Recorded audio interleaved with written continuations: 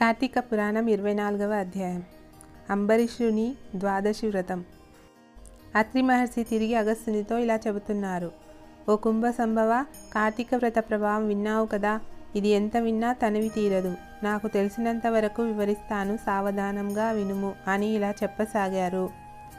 గంగా, గోదావరి మొదలుగా గల నదుల్లో స్నానం చేసినందువల్ల, సూర్యచంద్రగ్రహణాల సమయంలో స్నానాదులు చేయడం వల్ల ఎంత ఫలం కలుగుతుందో, శ్రీమన్నారాయణుడు నిజతత్వం తెలిపే కార్తీక వ్రతం ఆచరిస్తూ శుద్ధ ద్వాదశి నాడు భక్తి శ్రద్ధలతో దాన ధర్మాలు చేసేవారికి అదే ఫలితం కలుగుతుంది. ఆ ద్వాదశి నాడు చేసిన సత్కార్యాల ఫలం ఇతర దినాల్లో చేసిన ఫలానికంటే 1000 రెట్లు అధికంగా ఉంటుంది. ఆ ద్వాదశి వ్రతం ఎలా చేయాలో చెబుతాను, వినుము. కార్తీక శుద్ధ దశమి రోజున పగటిపూట మాత్రమే భుజించి ఆ మర్నాడు ఏకాదశి కావడంతో శుష్కోపవాసం ఉండాలి. ద్వాదశి గడియలు వచ్చాక భోజనం చేయాలి. దీనికి ఒక ఇతిహాసం ఉంది, దాన్ని వివరిస్తాను, సావధానంగా ఆలకించుమని ఇలా చెప్పసాగాడు. పూర్వం అంబరీషుడు అనే రాజు ఉండేవాడు. అతను పరమ భగవతోత్తముడు, ద్వాదశి వ్రత ప్రియుడు. అంబరీషుడు ప్రతి ద్వాదశి నాడు క్రమం తప్పకుండా వ్రతం చేసేవాడు. ఒక ద్వాదశి రోజున ద్వాదశి గడియలు తక్కువగా ఉన్నాయి. అందువలన అతను ఆ రోజు తెల్లవారుజామునే లేచి వ్రతం ముగించి బ్రాహ్మణ సమారాధన చేయాలని నిర్ణయించుకున్నారు. అదే సమయంలో అక్కడకు కోప స్వభావుడు ముక్కోపి అయిన దుర్వాసుడు వచ్చాడు. అంబరీషుడు ఆయన్ని గౌరవించి, ద్వాదశి గడియలలో పారాయణం చేస్తున్నాను, స్నానం ఆచరించి త్వరగా రమ్మని ప్రార్థించాడు. స్నానానికి వెళ్ళిన దుర్వాసుడు ఎంత సమయమైనా రాలేదు. ద్వాదశి గడియలు దాటిపోతున్నాయి. దాంతో అంబరీషుడు ఇంటికొచ్చిన దుర్వాసుని భోజనానికి రమ్మన్నాను. ఆ ముని నదికి స్నానానికి వెళ్ళి ఇంకా రాలేదు. బ్రాహ్మణులకు ఆతిథ్యం ఇస్తానని మాట ఇచ్చాను. వారికి భోజనం పెట్టకపోవడం మహాపాతకం. అది గృహస్థునికి ధర్మం కాదు. ఆయన వచ్చే వరకు ఆగితే ద్వాదశి గడియలు దాటిపోతాయి.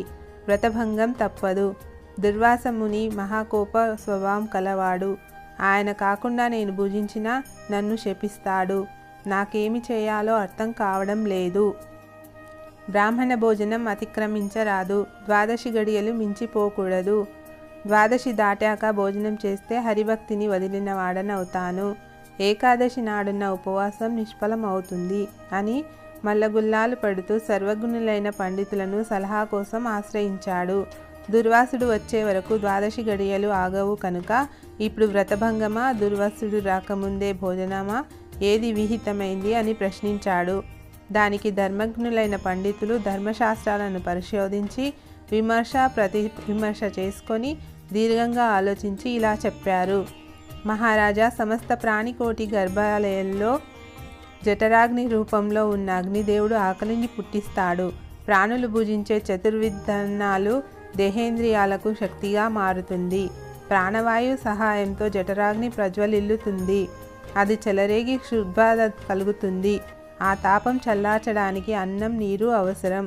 శరీరానికి శక్తి కలిగించేవాడే అగ్నిదేవుడు.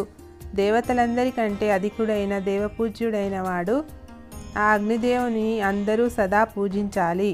గృహస్థు ఇంటికి వచ్చి అతిథికి భోజనం పెడతానని చెప్పి అతనికి పెట్టకుండా తినకూడదు. దానివల్ల మహాపాపం కలుగుతుంది. అందువల్ల ఆయుక్షీణం అవుతుంది. దుర్వాసుడంతటి వాడిని అవమానపరిచిన పాపం సంప్రాప్తిస్తుంది అని వివరించారు. శ్రీ స్కాంద పురాంతర్గత వశిష్ఠోప్రోక్త కార్తీక మహత్యంలోని 24వ అధ్యాయం 24వ రోజు పారాయణం సమాప్తం.